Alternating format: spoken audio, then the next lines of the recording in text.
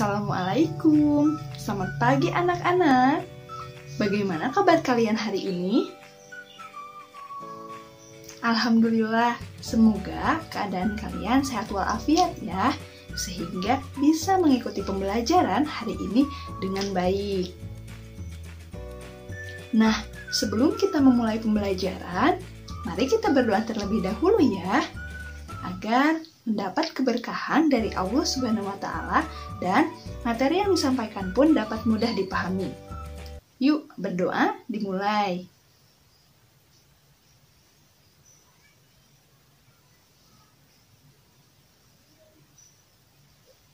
Berdoa selesai. Hari ini kita akan belajar mengenai potensi sumber daya hutan. Berikut ini kompetensi dasar dan tujuan pembelajarannya.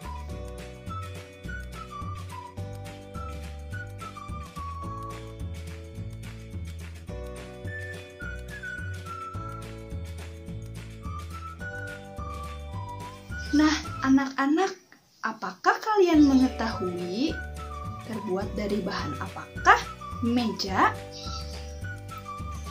kursi, dan lemari yang berada di kelas ataupun yang berada di rumah kalian masing-masing? Lalu, dari manakah bahan tersebut berasal? Dan apakah di Indonesia bahan tersebut tersedia? Ya, benar sekali anak-anak. Ketiga benda tersebut terbuat dari kayu yang bersumber dari hutan dan tentu di Indonesia pun tersedia. Nah, berikut ini mari kita simak video mengenai kekayaan hutan di Indonesia.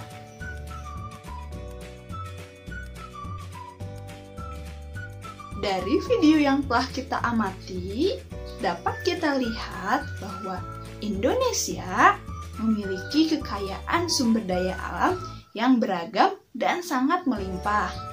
Salah satunya ialah hutan. Lalu, apakah yang dimaksud dengan sumber daya alam? Ya, betul.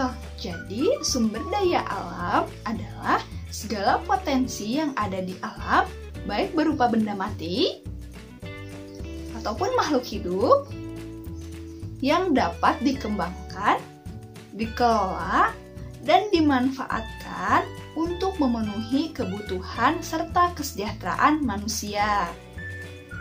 Selanjutnya, potensi hutan di Indonesia. Hutan di Indonesia memiliki potensi yang sangat besar, yaitu mencapai 99,6 juta hektar atau setara dengan 52,3% dari luas wilayah Indonesia menurut Kemenhut tahun 2011. Nah, anak-anak, hasil hutan juga tidak hanya sumber kayu loh. Namun, hutan juga menyimpan kekayaan flora dan fauna atau keanekaragaman hayati yang sangat melimpah, di mana terdapat banyak spesies endemik yang hanya ditemukan di Indonesia. Hasil hutan yang dikenal penduduk secara umum adalah sebagai sumber kayu. Setidaknya terdapat 4.000 jenis kayu yang 267 diantaranya merupakan kayu yang memiliki nilai ekonomi yang tinggi. Hutan tentu memiliki manfaat dan fungsi bagi kehidupan, yaitu yang pertama, menyimpan air hujan yang kemudian mengalirkannya ke sungai atau danau sehingga pada musim kemarau tidak mengalami kekeringan. Lalu yang kedua, sebagai tempat hidup bagi flora dan fauna. Selain itu juga menjadi sumber makanan dan obat-obatan bagi manusia pada masa saat ini dan masa yang akan datang. Lalu yang ketiga, mencegah erosi atau pengikisan karena air hujan tidak langsung jatuh ke tanah. Dan yang keempat, menghasilkan oksigen dan menyerap karbon dioksida sehingga suhu bumi tetap terkendali. Dan yang terakhir merupakan sumber kehidupan bagi masyarakat yang tinggal di sekitar hutan. Ini untuk materi lanjutannya ya. Makhluk hidup yang ada di dunia ini tentu sangat bergantung kepada hutan. Karena hutan memiliki banyak fungsi bagi makhluk hidup itu sendiri. Salah satunya yaitu fungsi hutan sebagai paru-paru dunia. Maksudnya yaitu hutan memiliki banyak tumbuhan dan tanaman yang mampu menyerap karbon dioksida. Selain itu juga menghasilkan oksigen, mengatur tata air, serta pohon dapat mengikat tanah dan menyerap air, sehingga bencana pun dapat dicegah. Hutan yang terdapat di Indonesia saat ini telah mengalami banyak kerusakan. Berdasarkan data yang dikeluarkan oleh Kementerian Kehutanan menunjukkan bahwa laju kerusakan hutan mencapai 300 hektar per tahun, yang mengakibatkan banyak spesies flora dan fauna yang ada di dalamnya terancam punah, bahkan beberapa di antaranya sudah dianggap punah. Berikut ini merupakan faktor-faktor yang menyebabkan kerusakan hutan. Yang pertama yaitu illegal logging, atau yang biasa kita kenal dengan penebangan liar. Penebangan ini terjadi di suatu kawasan hutan dan dilakukan secara liar sehingga menurunkan atau mengubah fungsi awal hutan. Meskipun telah ada larangan keras dari pemerintah dengan mengeluarkan kebijakan hukum, namun sebagian masyarakat masih tetap melakukan kegiatan ini. Faktor yang kedua yaitu kebakaran hutan.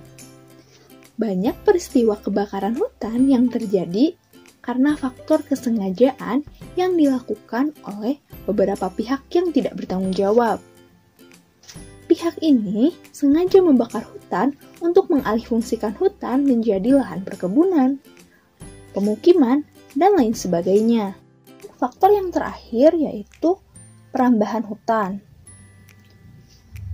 Para petani yang bercocok tanam tahunan menjadi sebuah ancaman bagi kelestarian hutan. Mengapa? Karena mereka bisa memanfaatkan hutan sebagai lahan baru untuk bercocok tanam.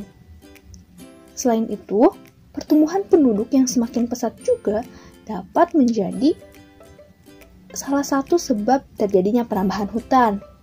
Hal itu karena kebutuhan lahan yang semakin meningkat untuk keberlangsungan hidup mereka menjadikan hutan sebagai salah satu objek dalam memenuhi kebutuhan tersebut.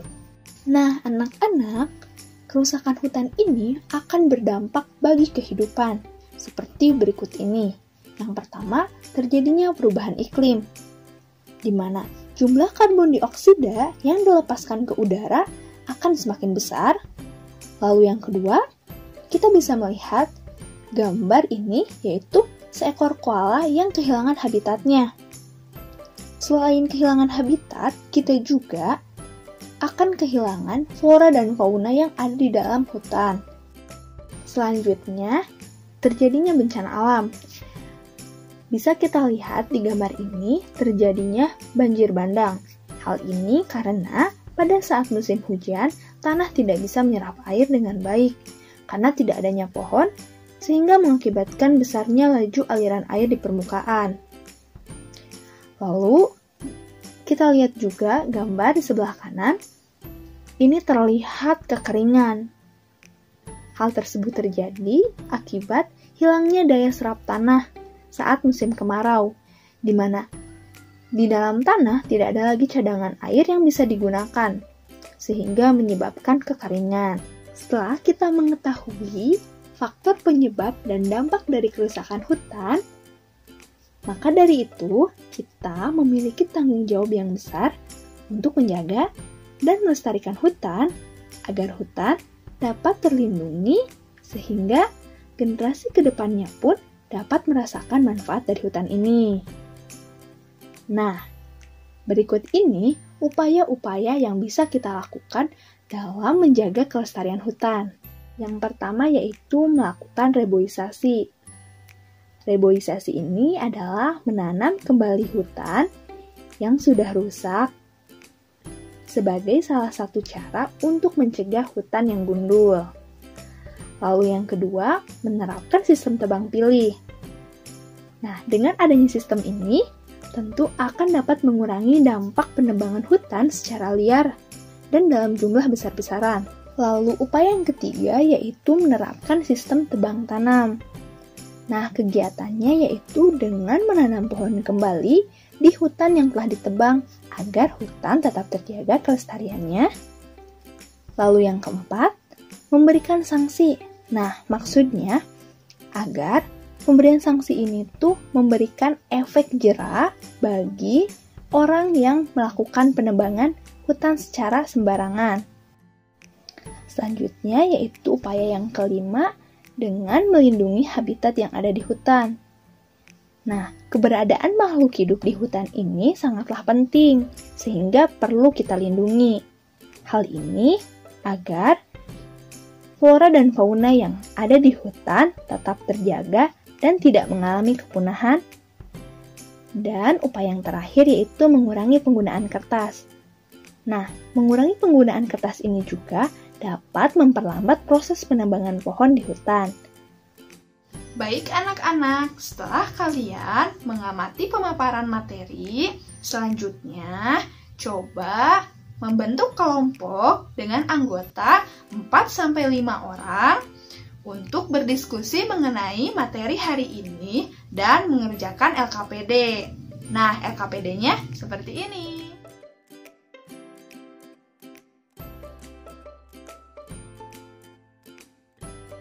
Selain itu juga, kalian akan diberikan kuis yang dikerjakan secara individu sebagai evaluasi hari ini. Untuk kuisnya, ini ya.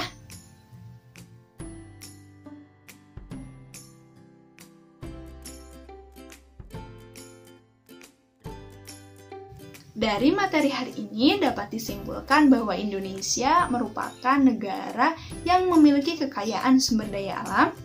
Salah satunya ialah hutan. Jadi, kita harus mengelola dan memanfaatkan hutan secara bijak agar tidak terjadi kerusakan hutan yang akan berdampak buruk bagi kehidupan kita. Oleh karena itu, untuk menjaga kelestarian hutan, kita dapat melakukan beberapa kegiatan seperti menanam pohon dan mengurangi penggunaan kertas. Jika hutan terjaga kelestariannya, maka kehidupan akan berjalan seimbang dengan alam. Pembelajaran hari ini, semoga materi yang dibahas dapat dipahami oleh kalian semua. Dan jangan lupa ya untuk belajar mengenai materi pertemuan selanjutnya. Tetap semangat dan jaga kesehatan ya. Wassalamualaikum warahmatullahi wabarakatuh.